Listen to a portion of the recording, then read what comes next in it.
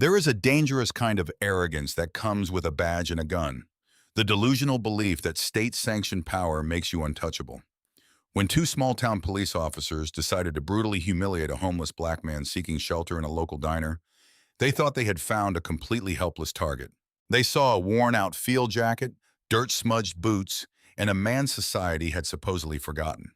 What they did not see was the silver star pinned to the inside of that coat. They did not know they were backing a highly decorated war hero into a corner. And they certainly had no idea that the quiet, unassuming man they were shoving around was one phone call away from utterly destroying their lives. The rain in Silver Creek, Washington did not just fall, it felt like it attacked. It was a biting, relentless downpour that seeped through layers of clothing and chilled the marrow of your bones. For Harlan Whitaker, the cold was an old, familiar adversary. A seasoned veteran in his early 60s, the joints in his knees and lower back kept a meticulous record of every brutal night spent sleeping on concrete, every freezing bus stop bench, and every combat drop he had survived decades earlier. Harlan walked with a distinct measured limp down Elm Street, his shoulders hunched against the wind. His olive-drab M65 field jacket, a genuine surplus relic, was thoroughly soaked, darkening the fabric to the color of wet moss. Beneath the wide brim of a faded canvas hat, his dark eyes scanned the wet pavement. He was not looking for trouble, and he was not looking for pity. He was simply looking for a temporary reprieve from the sky. Up ahead, the neon sign of the Rusty Spoon Diner buzzed and flickered, casting a warm reddish glow onto the slick sidewalks. It was a relic of a bygone era, a classic aluminum-sided diner that had somehow survived the town's aggressive gentrification. Harlan pushed through the heavy glass door, the small brass bell above chiming a cheerful welcoming note that felt entirely disconnected from the reality of his life outside. The diner smelled of stale tobacco, hot grease, and robust coffee. To Harlan, it was the scent of absolute heaven. He stood just inside the doorway on the rubber welcome mat, deliberately taking a moment to shake the excess water from his jacket so he would not track mud across the checkered linoleum floor. Discipline was ingrained in him. You respect the establishment, and maybe, just maybe, they would respect you back. "Evening, Harlan," a soft voice called out from behind the counter. It was Betty Langston. She was a woman in her late 50s with a chaotic nest of graying blonde hair and a permanent look of exhaustion around her eyes. Yet she possessed a genuine kindness that the town had not quite beaten out of her yet. Betty wiped her hands on her apron and grabbed a thick white ceramic mug. "Evening, Mom," Harlan replied, his voice a deep, gravelly baritone that commanded an automatic, albeit subtle, authority. He walked slowly to a small, isolated booth in the back corner, his usual spot when he could afford to come in. Harlan reached into the deep pocket of his wet jacket and retrieved a small, zippered canvas pouch. His thick, calloused fingers, scarred from years of hard labor and a past life he rarely spoke of, clumsily manipulated the zipper. He counted out his assets, 3 crumpled $1 bills and a handful of quarters and dimes. It was exactly $4.25. Betty walked over with a steaming pot of decaf in her right hand.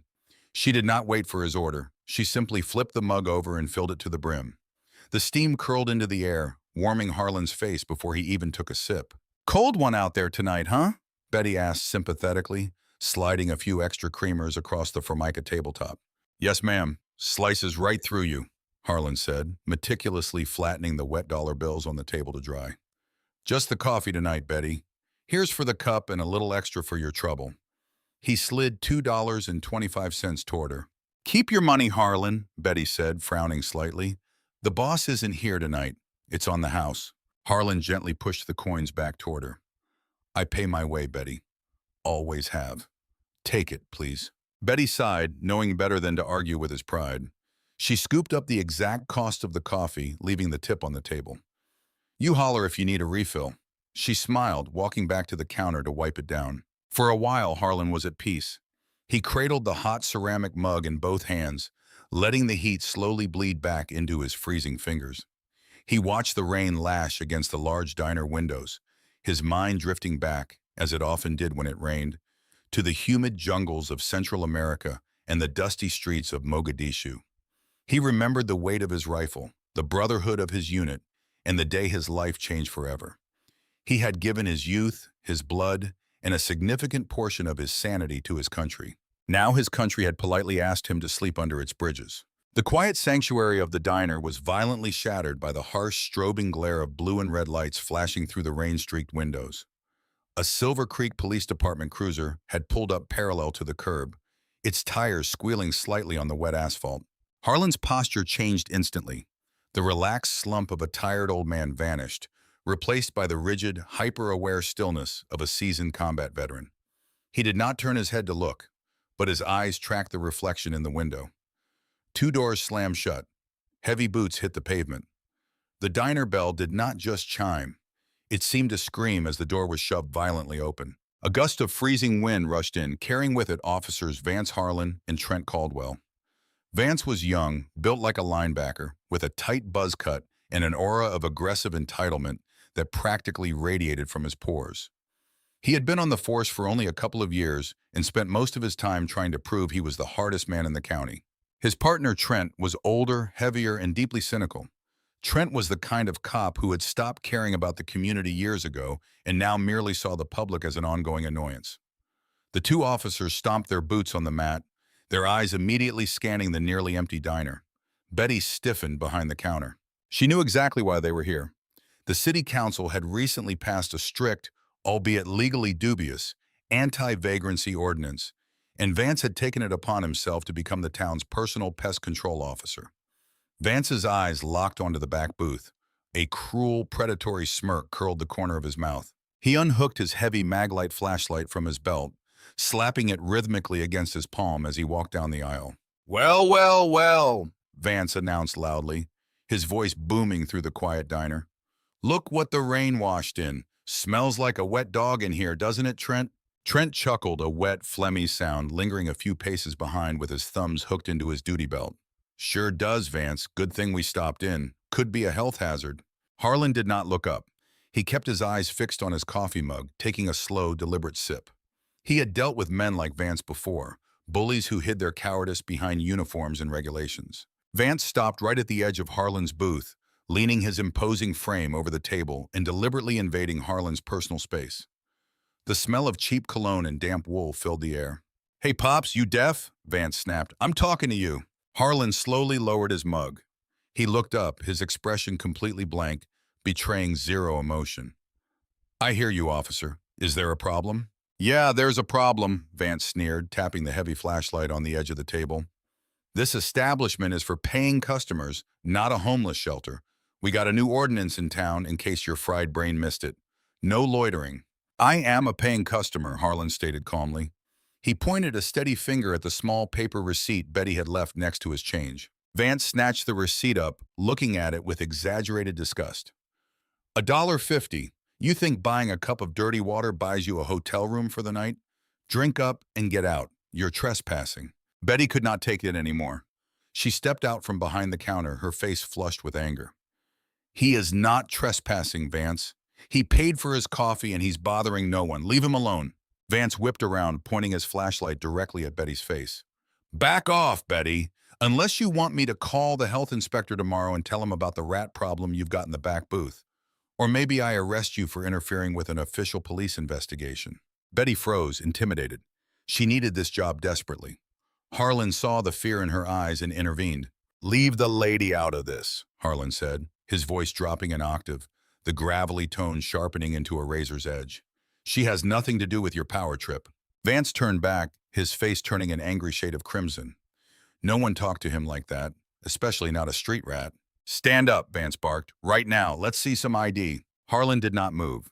"I haven't committed a crime. I have no obligation to provide identification under a Terry stop without reasonable articulable suspicion of a crime." Vance and Trent exchanged a look. The homeless man knew the law. That only infuriated Vance further. "Oh, we got a street lawyer here," Vance mocked, his voice rising in volume. "I am giving you a lawful order to stand up, vagrant. If you don't, I'm taking you in for resisting arrest and disorderly conduct." "Disorderly conduct requires a disturbance," Harlan replied, his voice still terrifyingly calm. "The only people disturbing the peace in this diner are the ones wearing badges." "That's it," Vance snarled. He lunged forward, grabbing Harlan by the collar of his wet jacket and attempting to violently yank him out of the booth. But Harlan was heavier than he looked, grounded by a low center of gravity and decades of martial discipline. As Vance pulled, Harlan shifted his weight, refusing to budge. In the struggle, Vance's arms swept across the table, knocking the ceramic mug over. Scalding hot coffee splashed across the table, pouring directly onto Harlan's lap. Harlan winced slightly, but did not cry out. He simply looked down at the spilled coffee, then slowly up at Vance. The look in Harlan's eyes sent a brief, icy spike of genuine fear down Vance's spine. It was the look of a man who had seen death, dealt death, and was entirely unafraid of the bully standing over him. "Get up! Put your hands behind your back," Trent yelled now, finally moving forward, unsnapping the retention strap on his holster and trying to escalate the situation to justify the use of force. Harlan slowly wiped the hot coffee from his trousers with a napkin. He realized he was backed into a corner. If he fought back, they would shoot him and claim he was aggressive. If he submitted, they would beat him in a dark cell and throw away the key. He needed a different tactical approach. "Okay," Harlan said quietly. "You want me out, I'll go. But I need to make one phone call first to arrange a ride." Vance laughed, a cruel barking sound. "A ride? Who's going to pick you up, the garbage truck?" Harlan reached slowly, keeping his hands entirely visible, into his inner breast pocket. Trent's hand rested heavily on his forearm. "Watch his hands, Vance." Harlan pulled out an old, ruggedized flip phone. It was completely outdated, a brick of black plastic. He flipped it open. "You've got exactly a brief window, old man," Vance threatened, backing up slightly but keeping his hand on his taser. "Then you're leaving in cuffs." Harlan dialed a 10-digit number from memory.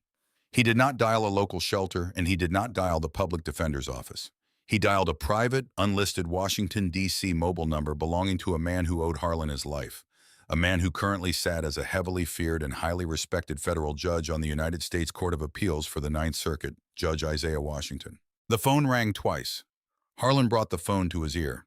The diner was dead silent, save for the rain lashing against the glass and the heavy breathing of the two enraged police officers. A voice answered on the other end. "It's Whitaker," Harlan said softly into the receiver, his eyes locking dead onto Officer Vance Harlan's badge number. "I need a favor. I have a pest problem." The heavy flip phone sat on the Formica tabletop, its tiny green screen glowing faintly in the dim light of the diner. For a fraction of a second, the sheer absurdity of the situation stalled Officer Vance Harlan. A homeless man in a soaked surplus jacket had just placed a call to an unknown number, referring to two armed police officers as a pest problem. Then the hesitation vanished, replaced by a surge of white-hot, uncontrollable ego. "You think you're funny, old man," Vance barked, his hands snapping out to grab the phone. But before his thick fingers could wrap around the plastic device, Harlan smoothly slid it an inch to the right. Vance missed. His hand slapped uselessly against the wet table. "The line is open," Harlan said, his voice entirely devoid of fear. "He can hear you." Vance's face contorted into an ugly snarl. "I don't care if you got the Pope on speed dial, you're done." Vance lunged. He did not use his taser. He wanted this to be hands-on. He grabbed the lapels of Harlan's soaked M65 field jacket and violently yanked the older man upward. Harlan, anticipating the physical assault, offered no resistance. He allowed himself to be pulled from the booth, completely limp, a tactic designed to neutralize the momentum of an attacker. But Vance was riding a wave of adrenaline and blind fury.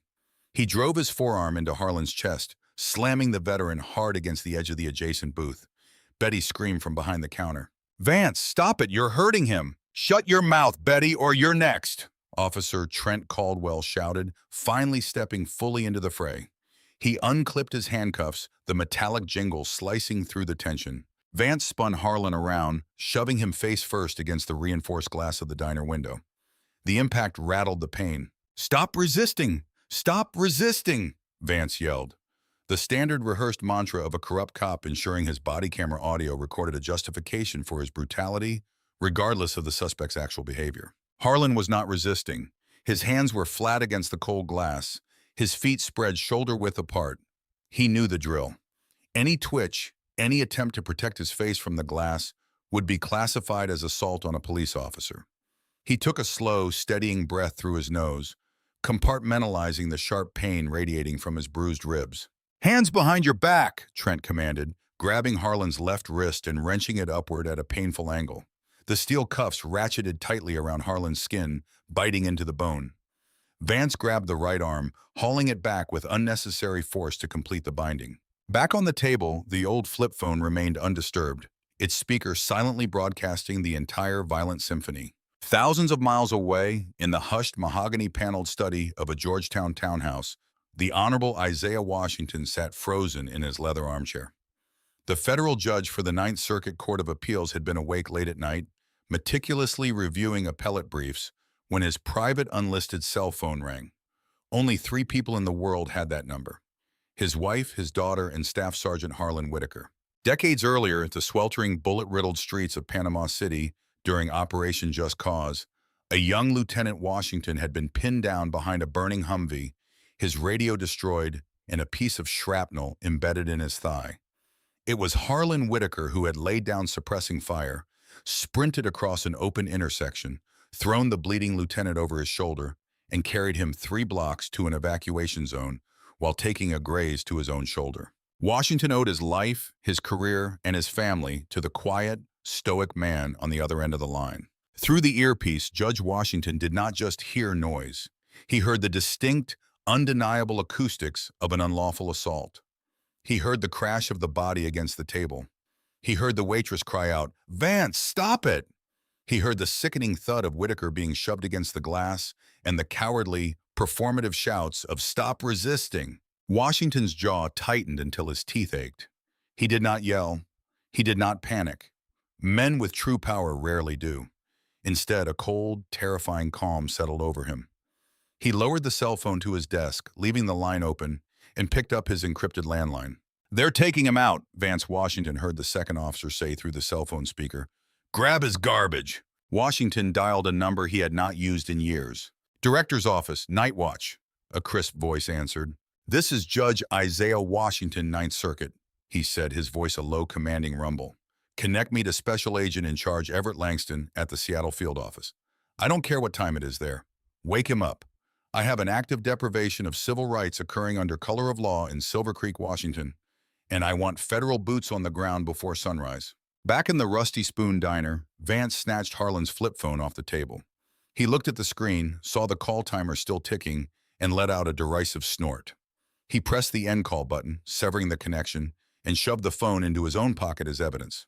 "Let's go, hero," Vance spat, grabbing the chain of the handcuffs and roughly marching Harlan toward the door. Harlan walked in silence, his head held high despite the humiliating circumstances. The cold rain hit him instantly as they stepped out of the diner, the freezing wind cutting through his already soaked clothing. Vance opened the back door of the cruiser and shoved Harlan inside. The plastic back seat was hard and uncomfortable, smelling faintly of vomit and strong disinfectant. Trent slid into the driver's seat, wiping rain from his face, while Vance climbed into the passenger side, a triumphant, adrenaline-fueled grin plastered across his face. "Central, this is Unit 4, Trent keyed his radio. "We are Code 4 at the Rusty Spoon, transporting one adult male to county holding. Charges are trespassing, resisting arrest, and assaulting a police officer." Harlan sat in the dark, his hands going numb behind his back. He looked out the rain-streaked window as the cruiser pulled away from the curb, leaving Betty standing in the diner's doorway, her hands covering her mouth in shock. The officers thought they were taking out the trash. They had no idea they were driving straight into a hurricane. The Silver Creek Police Department was a squat, brutalist concrete building constructed in the late 1980s, designed with the sole purpose of looking intimidating. Inside, the fluorescent lights buzzed with a headache-inducing frequency, casting a sickly yellow pallor over the scuffed linoleum floors and the bulletproof glass of the intake desk. Desk Sergeant Everett Hale, a 20-year veteran coasting comfortably toward his pension, barely looked up from his crossword puzzle as Vance and Trent hauled Harlan through the heavy steel double doors of the Sallyport. "Look what we dragged out of the gutter, Sarge," Vance announced, his chest puffed out, clearly proud of his catch. Hale sighed, capping his pen. "Another vagrancy collar, Vance? The chief told you to stop filling up my cells with these guys unless they're actually breaking things. The county complains about the food budget." "He was breaking things," Vance lied effortlessly, violently shoving Harlan toward the booking counter. Harlan stumbled but caught his balance, refusing to fall. "Refused a lawful order, assaulted me, and resisted arrest, plus trespassing at the Rusty Spoon." Hale raised an eyebrow, looking Harlan up and down. He saw the soaked field jacket, the muddy boots, and the stoic, unreadable expression on the older man's face. Hale had been on the job a long time. He knew what a violent drunk or a desperate junkie looked like. The man standing before him looked like neither. He stood at attention, perfectly balanced, his breathing slow and measured. "All right, empty your pockets," Hale instructed routinely. "Vance, take the cuffs off so he can process." Vance scoffed but complied, unlocking the steel bracelets. Harlan brought his arms forward, slowly rubbing the deep red indentations on his wrists. He did not massage them with self-pity. He merely assessed the tissue damage with clinical detachment. "Jacket off too," Vance ordered, stepping close to Harlan's personal space. Harlan slowly unzipped the heavy-soaked M65 jacket. It was the only thing standing between him and hypothermia. But he slipped it off his shoulders and laid it gently on the metal counter. Inside the right breast pocket of that jacket, carefully wrapped in a waterproof plastic sleeve, was his DD-214 discharge paperwork and a small velvet box containing the silver star he had never worn in public. Vance grabbed the jacket roughly, indifferent to the weight or the history woven into the fabric. He began aggressively patting down the pockets, pulling out a few damp dollar bills, a half-empty pack of stale gum, and the old flip phone he had confiscated at the diner. He tossed the items carelessly into a plastic gray bin. "Name?" Sergeant Hale asked, poised with his pen over the booking log. "Harlan Whitaker," he replied, his voice calm, echoing slightly in the sterile room. "Address?" "Currently unhoused," Harlan stated factually. Vance snickered. "He means he sleeps in the dirt like a stray." Hale shot Vance a tired look. "Shut up, Vance. Let me do my job." He turned back to Harlan. "Take off your belt and your shoelaces, Mr. Whitaker. You know the drill." Harlan complied in silence. Within minutes, he was marched down a stark, bleach-smelling hallway and locked inside holding cell 3. The cell was nothing more than a concrete box with a stainless steel toilet and a metal bench bolted to the wall. It was freezing. Without his jacket, Harlan was left in a damp flannel shirt, shivering involuntarily as the precinct's aggressive air conditioning blew directly on him. He sat on the edge of the metal bench, rested his elbows on his knees, and closed his eyes, waiting. Back at the front desk, Vance was leaning against the counter, bragging to Trent about how he had handled the situation, completely oblivious to the silent alarm bells that were already ringing in the highest echelons of state and federal law enforcement. In the dead of night, the heavy glass doors of the precinct did not just open, they were practically thrown off their hinges. Chief Marcus Reed stormed into the lobby. He was a man who usually projected an air of manicured small-town authority, but tonight he looked like he had seen a ghost. He was wearing suit trousers and a raincoat thrown hastily over a wrinkled pajama shirt. His face was ash white and he was sweating profusely despite the freezing rain outside. Sergeant Hale stood up immediately. "Chief, what are you doing here at this hour?" Chief Reed did not answer Hale. His panicked eyes darted around the intake room, locking onto Vance and Trent, who were standing by the coffee machine. "Vance," Reed said, his voice trembling, barely a whisper that carried across the room. "Tell me you didn't." Vance frowned, confused by the chief's erratic behavior. "Didn't what, Chief? We just had a busy night." Pulled a violent vagrant out of the rusty spoon. Guy was a menace. Reed crossed the room in 3 long strides, his face turning from white to a terrifying apoplectic purple.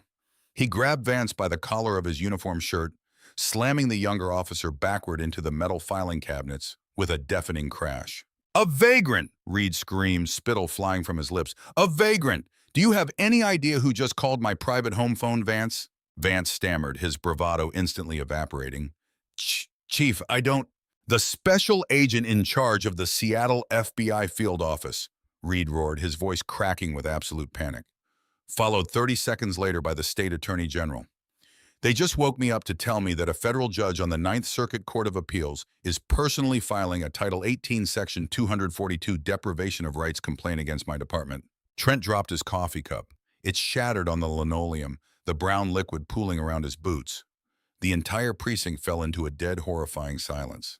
"Who did you arrest, you arrogant son of a bitch?" Reed demanded, shaking Vance violently. "Who is in my holding cell?" Sergeant Hale, his hands visibly shaking, looked down at the booking log. He swallowed hard. "Harlan Whitaker, Chief. They brought him in a short while ago." Reed let go of Vance, pushing him away in disgust. He ran a trembling hand through his thinning hair. "God help us," the chief whispered. "The FBI is already on the highway. They're seizing the diner's security footage, and they are coming here to take federal custody of the prisoner." Reed turned a lethal glare onto Vance and Trent. Give me your badges. Give me your guns. Right now. Chief, you can't do this without union representation, Vance protested, his voice high-pitched and defensive. He assaulted me. It's on my body cam. Your body cam is going straight to the Justice Department, you idiot, Reed snapped, holding out his hand. If you don't hand them over right now, I will have Sergeant Hale arrest you both for kidnapping. Hand them over. Slowly, with trembling hands, the two officers unpinned the silver shields from their chests and unbuckled their gun belts, laying them on the intake counter. The metallic clatter sounded like the closing of a coffin lid on their careers. Reed did not wait. He grabbed the heavy ring of cell keys from Hale's desk and practically sprinted down the hallway toward the holding block. He reached cell 3, his hands shaking so badly he could barely get the key into the lock. The heavy steel door swung open with a metallic groan. Inside, sitting perfectly still on the freezing metal bench, Harlan Whitaker opened his eyes. He looked at the panicked chief of police, his expression just as calm and unreadable as it had been when Vance spilled the coffee.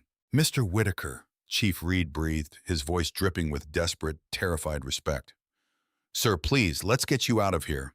The officers involved have been suspended pending an immediate comprehensive internal review.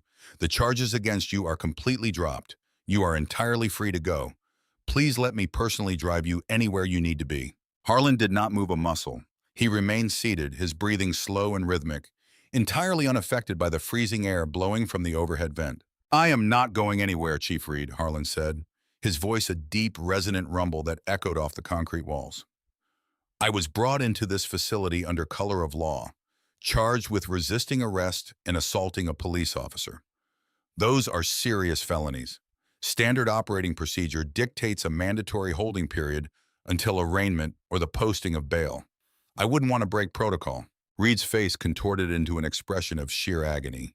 A bead of cold sweat tracked down his temple.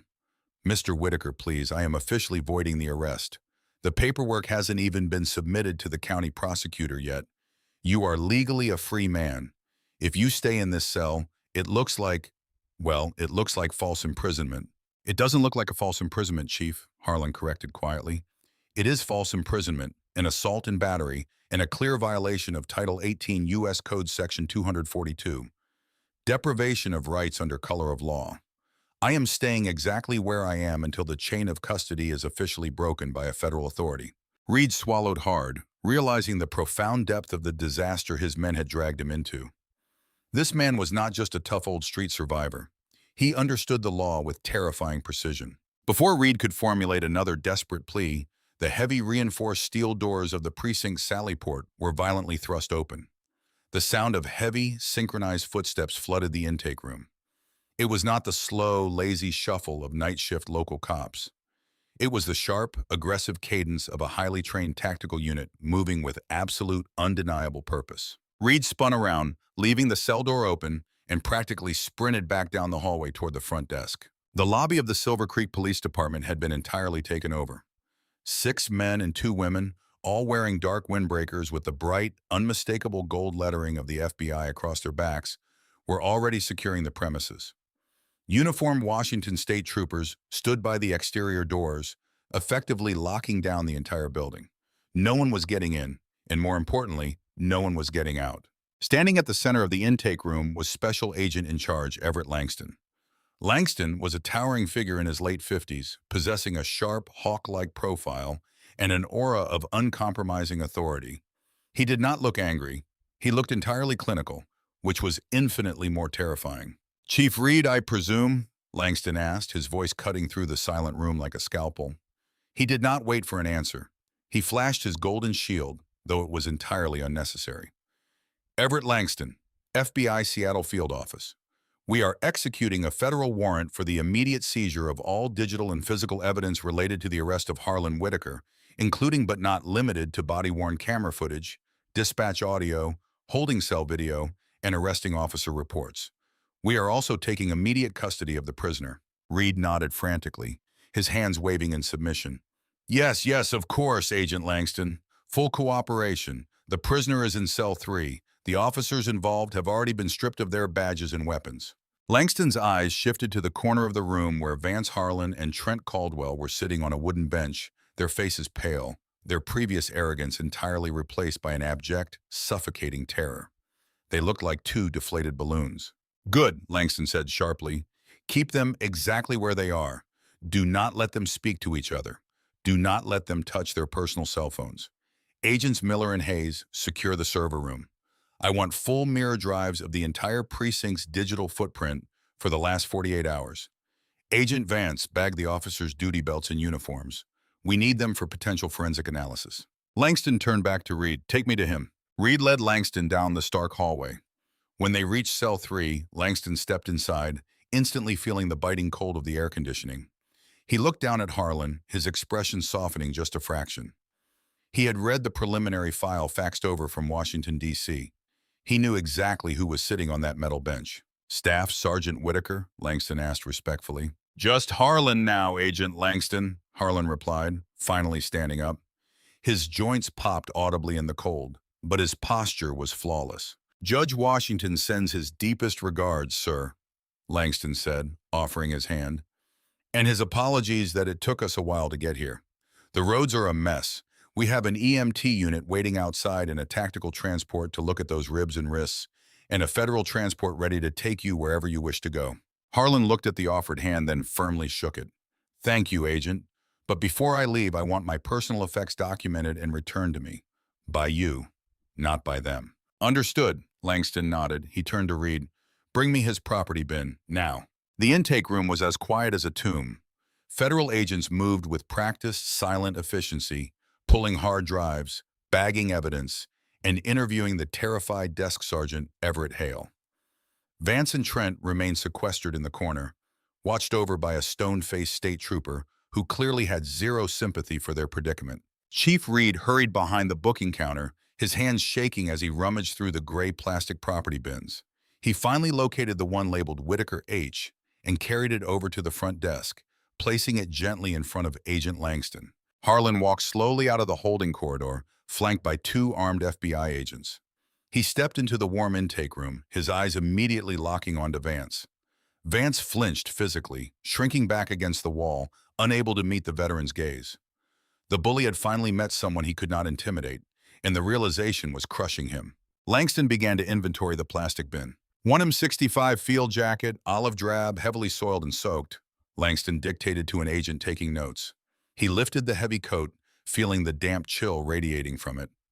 3 crumpled $1 bills, a pack of spearmint gum, 1 older model cellular phone. Langston then reached into the bin and pulled out the waterproof plastic sleeve. He wiped a droplet of condensation from the exterior and carefully unsealed the top. He slid the contents onto the metal intake counter. First came the DD-214. The paper was old, the edges slightly frayed despite the protective sleeve, but the black ink was clear. Langston's eyes scanned the document. Name, Harlan James Whitaker. Rank, Staff Sergeant, United States Army. Deployments, multiple, classified. Discharge, honorable. Medical retirement. Langston stopped writing. He looked up, his eyes hardening, as he turned to face Vance and Trent. Tell me, Officer Vance, Langston said, his voice dropping to a dangerous, deadly quiet. When you illegally detained this man, when you shoved him against a plate glass window and wrenched his arms behind his back, did you bother to ask him about his service? Vance stammered, his eyes wide and panicked. I didn't know, Agent. He was loitering. He smelled like a man who spent 3 decades carrying the psychological and physical weight of fighting for your right to wear that badge, you absolute disgrace. Langston cut him off, his voice echoing loudly in the quiet room. Langston reached into the waterproof sleeve one last time and pulled out the small dark blue velvet box. He flipped the brass hinge open. Sitting on a bed of pristine white satin was a 5-pointed star of silver bearing a smaller silver star within a gold wreath, suspended from a red, white, and blue ribbon. The Silver Star, the 3rd highest military decoration for valor in combat, awarded exclusively for gallantry in action against an enemy of the United States. The state troopers in the room immediately stiffened their postures, straightening out of sheer instinctual respect. Chief Reed gasped, covering his mouth with his hand. Even Desk Sergeant Hale looked sick to his stomach. Do you know what this is, Vance? Langston demanded, holding the open box up so the 2 corrupt cops could see it clearly. This isn't a participation trophy. This is awarded for pulling wounded men out of a kill zone while taking enemy fire. This man bled into the dirt so you could stand here and act like a tyrant over a cup of diner coffee. Vance looked like he was going to vomit. Trent buried his face in his hands, finally realizing the apocalyptic magnitude of their mistake. They had not just assaulted a civilian, they had brutalized an American hero who happened to be best friends with a federal appellate judge. At that moment, the heavy glass doors to the precinct opened again. A tall, sharply dressed man in a tailored charcoal suit walked in, shaking the rain from his expensive umbrella. He carried a leather briefcase that looked like it cost more than a police cruiser. This was Alexander Whitaker, one of the most ruthless and high-priced civil rights litigators on the West Coast, retained an hour earlier by Judge Washington. Whitaker did not even look at the police officers. He walked directly up to Harlan, extending his hand. "Mr. Whitaker, Alexander Whitaker, Judge Washington sends his love and told me to inform you that your pest problem is about to be completely eradicated." Whitaker turned to Agent Langston. "Agent, I assume you have secured the security footage from the Rusty Spoon Diner." "We have, Mr. Whitaker," Langston confirmed. "We also have a full sworn statement from the waitress, Betty Langston. She detailed the entire unprovoked assault, including Officer Vance's explicit threat to falsify health department complaints if she intervened." "Excellent," Whitaker smiled, though it was a predatory, merciless expression. He finally turned to look at Vance, Trent, and Chief Reed. "Gentlemen, my firm will be filing a massive civil suit against the town of Silver Creek, this police department, and you individually by morning. We will be stripping your pensions, seizing your personal assets, and bankrupting this municipality for its unconstitutional vagrancy ordinances." Whitaker paused, letting the devastating reality sink in. "But before we bankrupt you, the Department of Justice is going to put you in federal prison. And I assure you, former cops who beat up homeless war veterans do not do well in federal lockup." Harlan stepped forward. He did not gloat. He did not yell. He simply reached out and gently took the velvet box containing his silver star from Agent Langston. He snapped the box shut, slid it back into the waterproof sleeve with his discharge papers, and tucked it safely into the inner pocket of his cold, wet M65 jacket. He slipped the heavy jacket back over his shoulders, wincing slightly as the coarse fabric rubbed against his bruised ribs. He looked at Vance one last time. "You told me I had a brief window," Harlan said quietly, his voice carrying the immense, crushing weight of undeniable karma. "I only needed a fraction of that." Without another word, Harlan Whitaker turned and walked out the front doors of the precinct, stepping out of the harsh fluorescent lights and into the waiting warmth of the federal transport vehicle, leaving the shattered, ruined careers of two corrupt cops burning in the ashes behind him. The morning sun over Silver Creek, Washington, illuminated a town that had been entirely, fundamentally altered overnight. By dawn, the local news vans had already surrounded the precinct. By mid-morning, the story had been picked up by national syndicates. The dashcam footage, the diner's security video, and the audio recording from Harlan's flip phone, which Judge Washington had legally submitted into evidence, were playing on a continuous loop across major news networks. The public outcry was instantaneous and absolutely deafening. The hammer of federal justice did not swing slowly. It dropped with the catastrophic force of a meteor. U.S. Attorney Catherine Mitchell, a woman renowned for her zero-tolerance policy on police corruption, personally took over the prosecution. Within 2 days, Vance Harlan and Trent Caldwell were officially indicted by a federal grand jury. The charges were staggering. They were not charged with mere assault. They were slapped with multiple counts of violating Title 18, U.S. Code Section 242, deprivation of rights under color of law, alongside federal kidnapping charges for the unlawful transport and witness tampering for Vance's threats against Betty Langston. The hard karma hit Vance first, and it dismantled his life piece by piece. His police union, terrified of the PR nightmare and the looming Department of Justice investigation, immediately disavowed him. His wife, humiliated by the national spectacle of her husband brutalizing a homeless black veteran, filed for divorce and took their children to live with her parents in Oregon. Unable to post the massive federal bail, Vance sat in a maximum security county jail, ironically placed in solitary confinement for his own protection from the general population, many of whom he had previously arrested. Trent, recognizing the sheer hopelessness of their situation, broke within days. He accepted a plea deal, turning state's evidence against his former partner in exchange for a slightly reduced sentence. He stood in federal court, weeping openly, testifying about Vance's long history of targeting the homeless and falsifying reports. But the judge showed no mercy. Trent was sentenced to 6 years in federal prison, permanently stripped of his pension, and barred from ever holding public office again. Vance, arrogant to the bitter end, attempted to take his case to trial. It was a spectacular legal slaughter. Alexander Whitaker, representing Harlan in the civil arena, worked in tandem with the U.S. Attorney's Office to dismantle every lie Vance told. The jury deliberated for a remarkably short time. Vance Harlan was found guilty on all counts and sentenced to 14 years in a federal penitentiary in Leavenworth, Kansas. The bully had finally been caged. The fallout extended far beyond the two officers. The Department of Justice Civil Rights Division launched a sweeping top-to-bottom investigation into the Silver Creek Police Department. They uncovered a systemic pattern of abuse, falsified warrants, and constitutional violations. Chief Marcus Reed was forced to resign in absolute disgrace, losing a significant portion of his retirement benefits. The town's mayor, who had heavily pushed the unconstitutional anti-vagrancy ordinance, was recalled in a special election by a furious constituency. The police department was subsequently placed under a strict federal consent decree overseen by an independent monitor. Then came the civil suit. Alexander Whitaker made good on his promise. He filed a monstrous lawsuit against the municipality. The town, facing guaranteed bankruptcy if the case went before a jury, settled out of court for a staggering $8.5 million. Harlan Whitaker did not care about the money. He had survived jungles, deserts, and the freezing rain of Elm Street. Wealth meant nothing to a man who only valued peace. But he understood the power the money provided. His first act as a multimillionaire was a quiet one. He purchased the building that housed the Rusty Spoon Diner. He did not evict the current owner. Instead, he signed the deed directly over to Betty Langston. He established an irrevocable trust to cover all her property taxes and maintenance for the next 30 years. Betty, who had risked her own livelihood to defend him when he had nothing, never had to worry about money or a cruel boss ever again. The diner flourished, with a small framed replica of a silver star hanging proudly behind the register. As for Harlan, he finally left the concrete streets behind. He purchased a secluded, heavily wooded 40-acre cabin property in the Cascade Mountains. It was quiet, peaceful, and far away from the flashing lights of sirens. Several months later, a black government SUV slowly crunched up the long gravel driveway of Harlan's new property.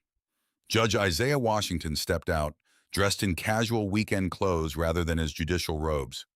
He found Harlan sitting on a wide wooden porch overlooking a serene, glassy lake, drinking coffee from a heavy ceramic mug. Washington walked up the steps and sat in the rocking chair next to his old friend. He did not say a word at first. He just listened to the wind rustling through the pine trees. "Pest problem sorted?" Washington finally asked, a faint smile playing on his lips. Harlan took a slow sip of his coffee, feeling the warm, comforting heat spread through his chest. He looked out at the tranquil water, his posture relaxed for the first time in a decade. "Yes, sir," Harlan replied softly, loud and clear. What an incredibly satisfying conclusion to a story of absolute karma. Watching arrogant, corrupt bullies like Vance and Trent go from terrorizing the vulnerable to sitting in federal prison is the ultimate reality check.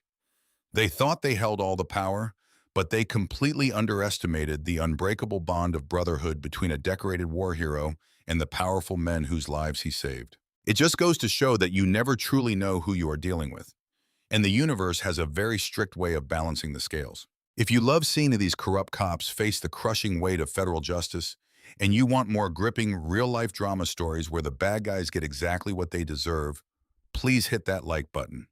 Don't forget to share this video with your friends and subscribe to the channel so you never miss out on our next thrilling story.